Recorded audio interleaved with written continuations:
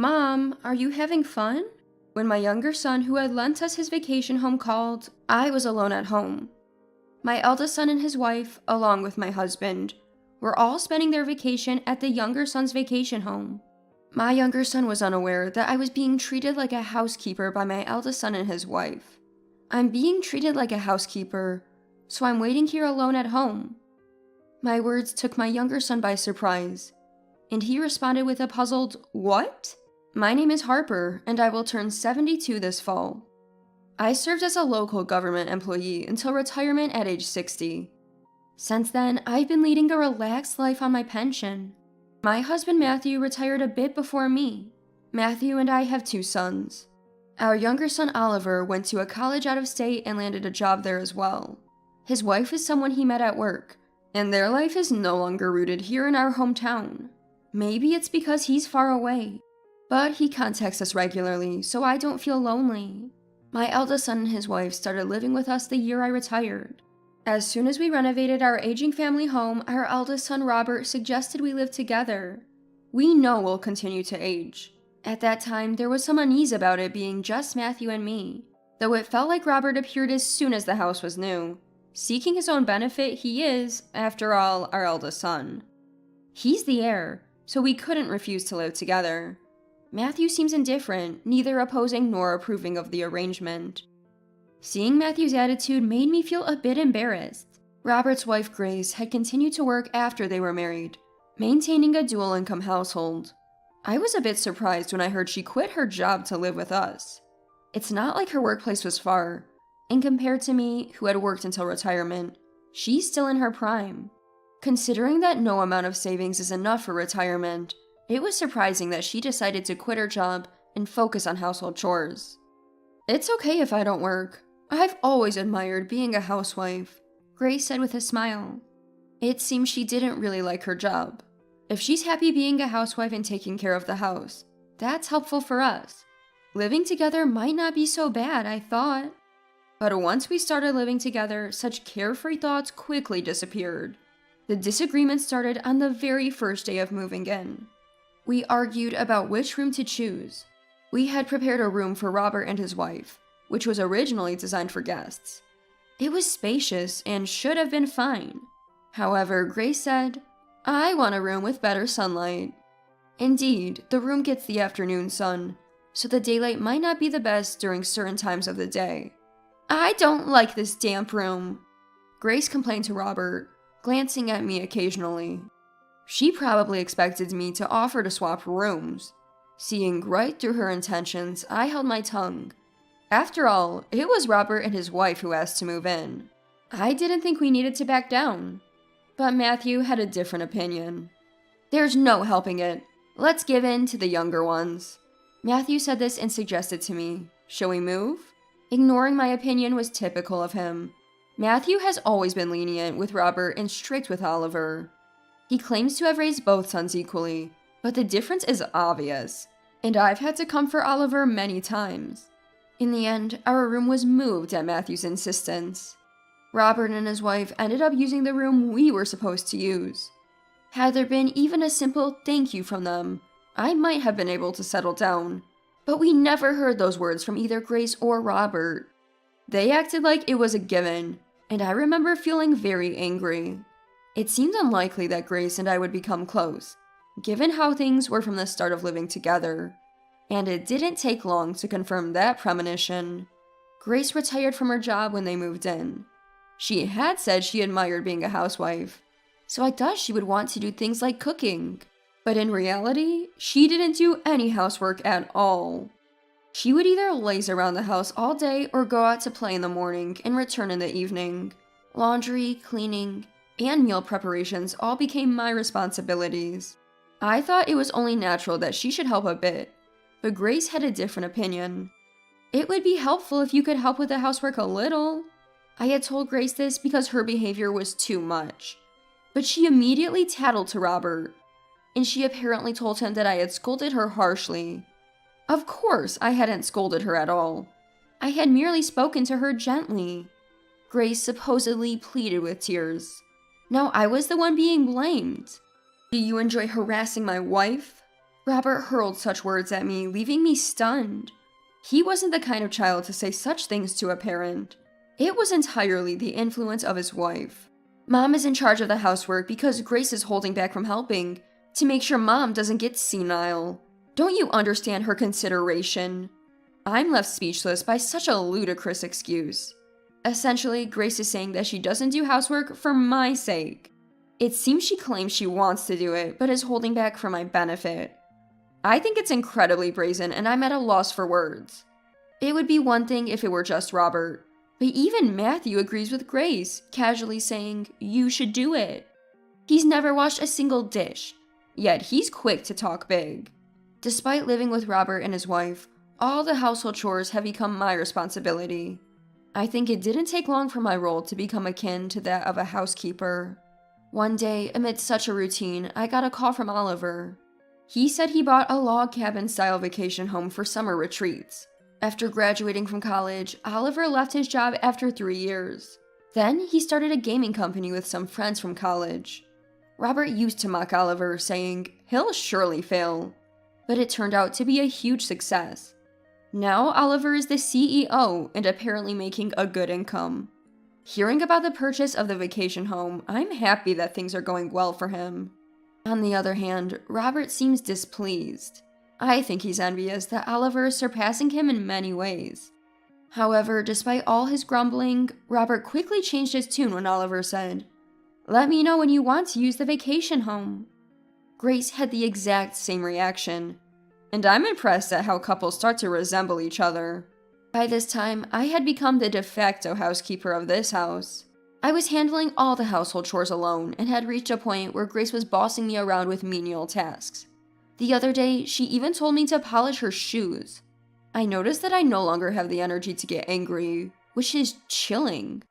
I wonder what will become of me if I continue to lose all my energy. Such fears crossed my mind. Robert and his wife quickly contacted Oliver and started planning to borrow the vacation home for a trip. Matthew was also planning to go along. In such times, I am left out. Just the other day, under the guise of a family trip, Robert, his wife, and Matthew went on a trip. I thought I was going too, but was left dumbfounded when they left me behind on the day of the trip. "Harper, you have various tasks at home, don't you? It's a shame you don't have the time," Grace said, making my blood boil. Matthew pretends not to hear. Robert does whatever Grace says. In this house, I am not a family member, but a housekeeper. I start telling myself that. Of course, I will wait at home alone for this vacation home trip as well. If I don't have any expectations from the start, I won't be disappointed. I didn't join the conversation and started preparing dinner. The weekend arrived, and the 3 of them, whose trip I prepared, headed to Oliver's vacation home. By the way, I was the one who prepared for the trip. The 3 of them did nothing. However, when the 3 of them go on a trip, I get more free time. I'm truly happy about that. I decided to relax on the sofa for the first time in a long time. The next time I woke up, it was already late in the afternoon. Being freed from those 3, I must have been exhausted. I thought about ordering something I like for dinner and picked up my mobile phone. At that moment, the ringtone sounded loudly. I was startled and almost dropped my mobile phone. I saw a call from Oliver on the screen. "Thanks for today, for letting me use the vacation home." I said this as I answered the phone. I remember that Oliver had bought the vacation home but hadn't used it himself because he was too busy with work. I felt a bit guilty for using it before him. "Don't worry about it. I actually enjoy working," he said cheerfully. Oliver's always bright voice lifted my spirits a bit. It felt like it had been a while since someone had spoken to me so kindly. "Isn't it a nice place?" "Mom, are you enjoying yourself?" Oliver asked, sounding happy. Hearing his voice, I felt like I was on the verge of tears. I didn't want to worry Oliver, but today I couldn't hold back. "I'm the housekeeper, so I'm just waiting at home alone," I said truthfully. The urge to protect Robert and his family, and Matthew, had completely vanished. That's right. In this house, I'm just the housekeeper. All the household chores are my job. I wasn't even taken along on the family vacation. This time too, I'm just waiting here alone. Once I started talking, my feelings of frustration, regret, and sadness spilled out all at once. I think my voice almost sounded like a scream by the end. The emotions I had been holding back poured out, and my sobs echoed in the empty house. What? What do you mean? They left Mom behind? Oliver sounded shocked. He seemed to notice I was crying and quickly said, "I'm on my way," before hanging up. Oliver lived about a 2-hour drive away. But if Oliver said he's coming, he would be here soon. He was always like that. True to his word, Oliver arrived at our family home quickly. The moment he parked in the yard, he rushed through the front door. "Mom, are you okay?" Oliver called out to me as I blankly sat in the living room. Seeing Oliver's face, I felt a sense of relief and tears started to flow. It seemed that Sophia, the wife of my second son, came along as well. She gently draped her coat over my shoulders. "I'll make something warm to eat. I'll take over the kitchen. Please stay with Harper." Sophia said that and disappeared into the kitchen. "What's going on?" "Mom, tell me everything." Prompted by Oliver, I revealed everything about my situation since I started living with Robert's family. As I spoke, I felt a mix of frustration and shame, and I stumbled over my words several times. Each time, Oliver gently told me, "Take your time, calm down." I tried to speak without getting too emotional. Partway through, Sophia, having finished preparing the meal, also sat close, listening with tears in her eyes. When I finished telling everything, Oliver was furious. "I'm so sorry I didn't notice any of this was happening." He apologized repeatedly. Sophia also apologized many times. I can't forget the meal Sophia made for me that day. It had been a long time since I had eaten a meal made by someone else. The dishes were considerate and comforting, with a gentle taste. I was also happy that she remembered my favorite dish, meatloaf. "I'm thinking of teaching my brother a lesson," Oliver said at the dining table. I wanted to break free from this life, so I quietly nodded in agreement. The counterattack against Robert and his wife had begun from this moment. During the night, I packed my bags. When I only packed what truly mattered, my belongings turned out to be surprisingly few. By the end of the night, I had left the house I had lived in for many years. The next day at noon, my cell phone rang. Checking the screen, I saw it was from Robert. As I hesitated whether to answer or not, Sophia probably noticed who was calling. She shook her head and said, "You shouldn't answer it." Feeling it would be tiresome to explain everything to Robert, I decided to ignore the call. Then, Oliver's cell phone rang. Oliver had been out since early morning and had just returned from visiting various places. He sets his phone on the table and answers the call on speaker. He intends for us to hear the conversation with Robert as well. "What's going on? We were kicked out of the vacation home early this morning. What's happening?"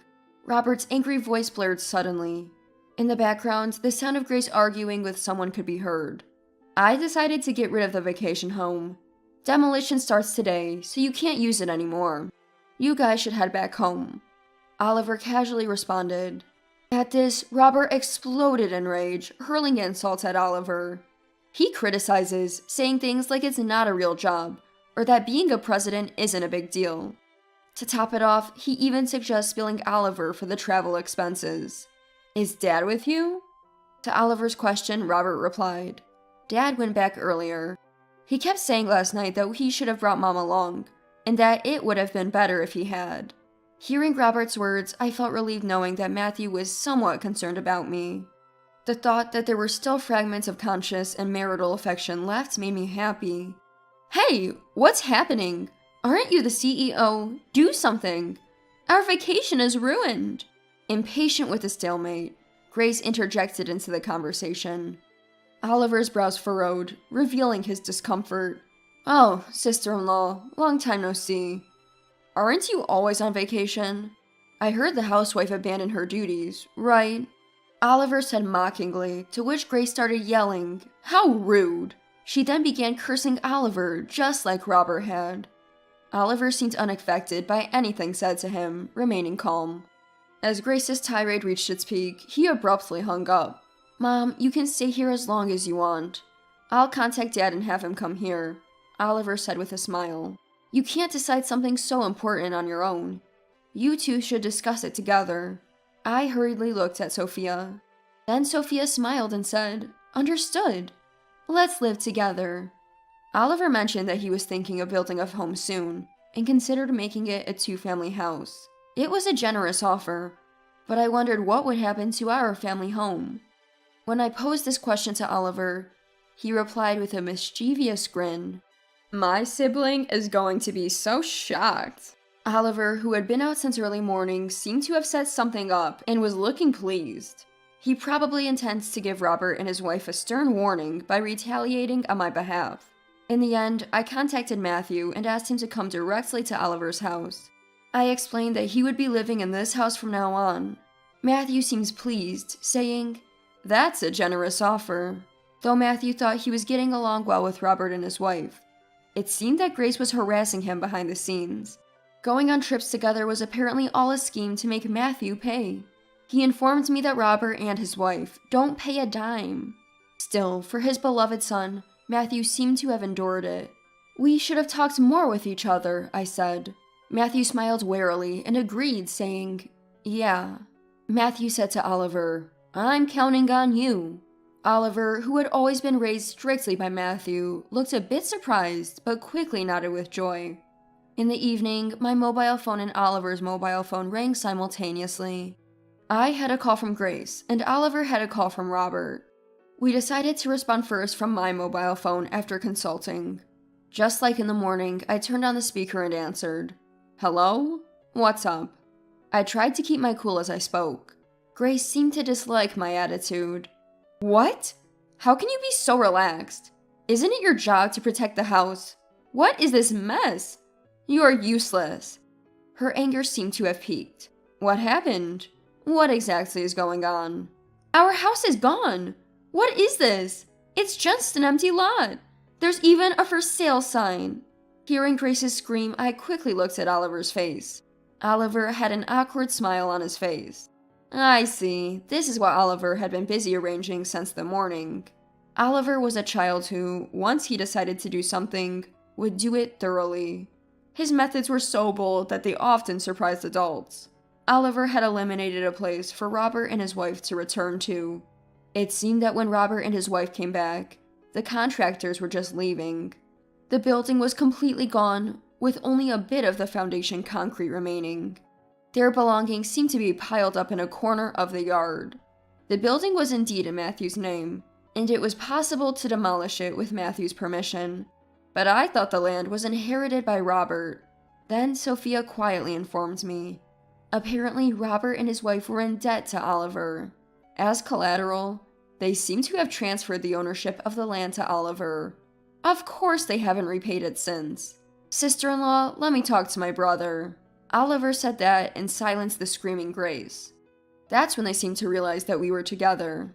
"Is Mom with you too? What is this? Are you making fun of us?" Robert seemed to be barely containing his anger. He probably wanted to maintain his dignity as a brother.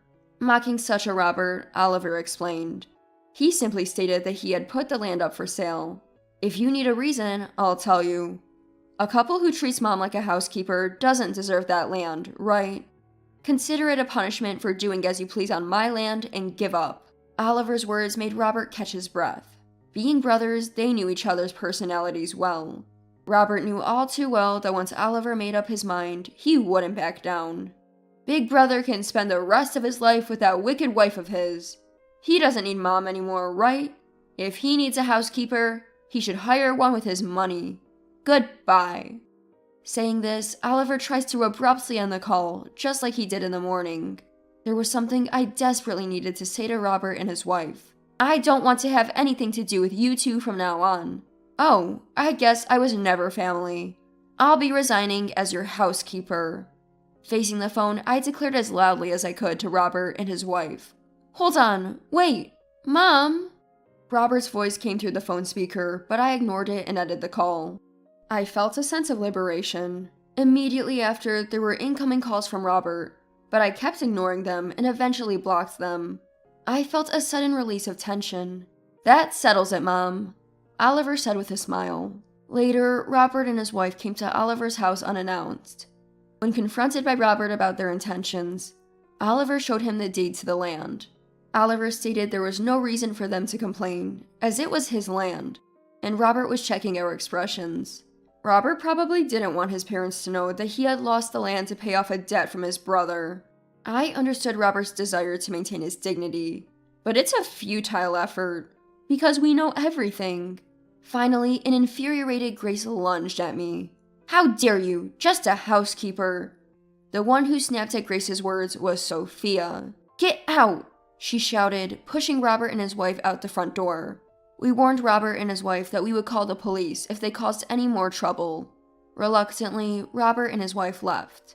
In the end, Robert and his wife, having lost their home, seemed to be relying on Grace's sister. Going to Grace's family home was something Robert's pride wouldn't allow. The financially strapped Robert and his wife, who had borrowed money from Oliver, are now unable to rent a place to live. They can't borrow money from Oliver anymore. It seems they are still living uncomfortably.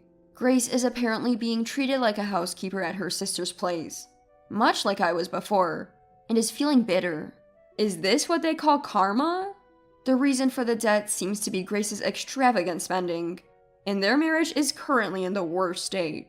I think divorce is only a matter of time. My husband and I are living in a 2-family home built for us by Oliver and his wife. The interior is thoughtfully designed to accommodate our needs in our old age, making it extremely comfortable. Every evening, Sophia shares some deli food with us, marking a stark contrast from our previous life. Matthew has reverted back to his kind self, cherishing me once again. Finally, we have secured a peaceful retirement, and we couldn't be happier.